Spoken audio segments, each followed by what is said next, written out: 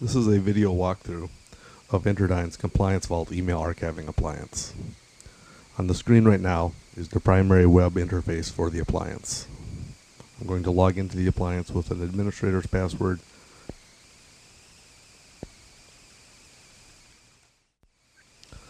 First, I'll walk you through the setup and configuration of the device. This is assuming that you already have journaling turned on your email server, and your email server is capturing emails. On the ComplianceVault, you go to the Configuration tab, and then under Email Servers, you select POP or IMAP Fetchers.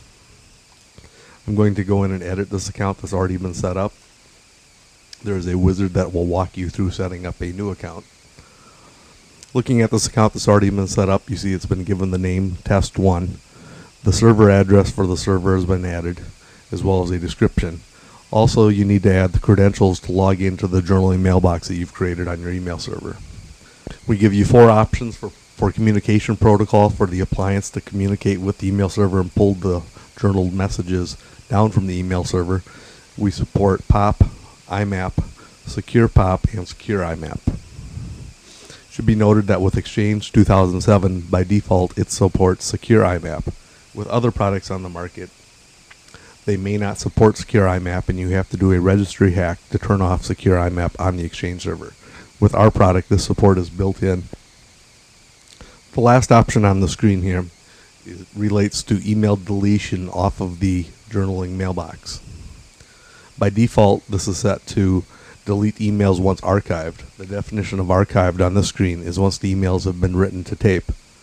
This means that the ComplianceVault has 2 copies of the email under its control, one on tape and one on the appliance hard drives.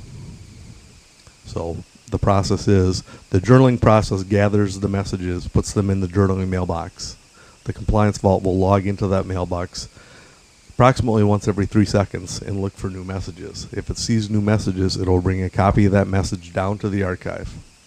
And then at a minimum 1 time per day, we will write those messages off to tape. Once we have 2 copies under our control, the one that's been written to tape and the one on the appliance hard drive, we will go back into the journaling mailbox and delete the messages from that mailbox. Alternately, you can tell it to delete emails immediately. What this will do is that once a copy of the message has been put on the appliance hard drive, we will immediately go back into the journaling mailbox and delete the message from the journaling mailbox. We also support the use of an SMTP server so that we can receive messages that are being sent via SMTP. So if you're in a server environment other than Exchange where you need to forward the messages to the archive, this can be done and is supported. You can simply turn on the server, the SMTP listener, and we will listen on port 25 for any SMTP traffic and capture it and archive it. Or you can specify IP addresses that we should listen and accept traffic from. This can also be used to gather messages from firewall type devices that may be trapping certain sorts of messages.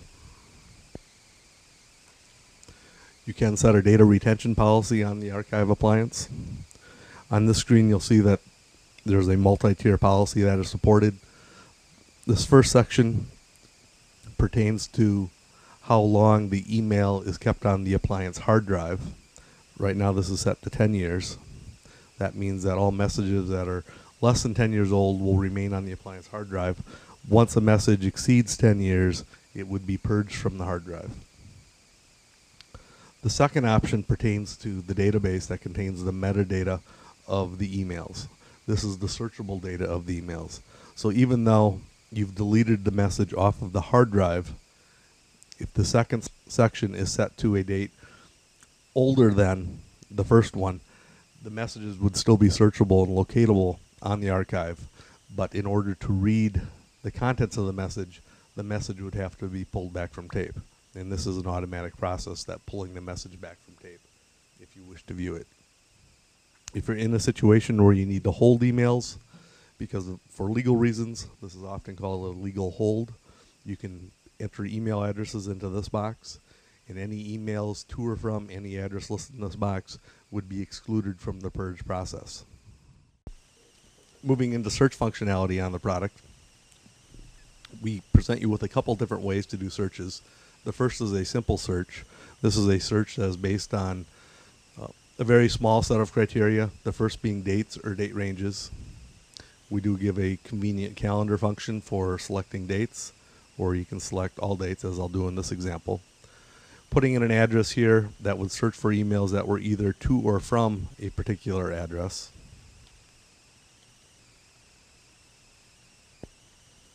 So I will look for all emails that were to or from KennethLay@enron.com. And also, if you wanted to put a limiter in the search text box, this would search for any words or phrases that you put in this box that have occurred anywhere in the message, whether it be in the message headers, the message body, or attachments to the message.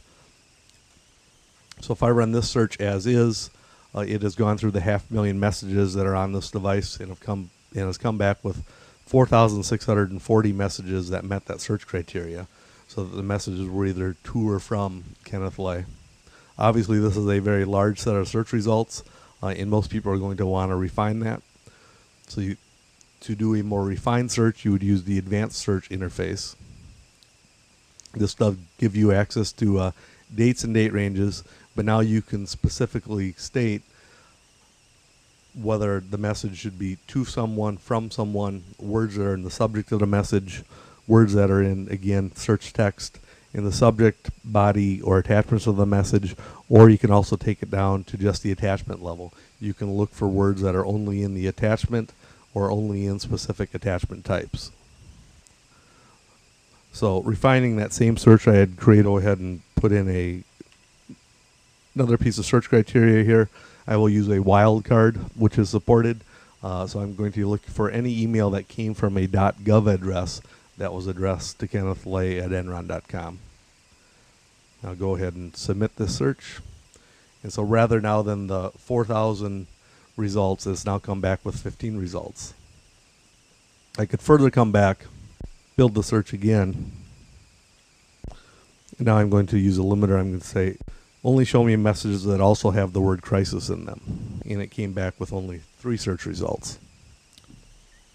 At this point, and on any of the previous search results that I had, at the bottom of the screen there were 3 buttons. Give you a couple options here.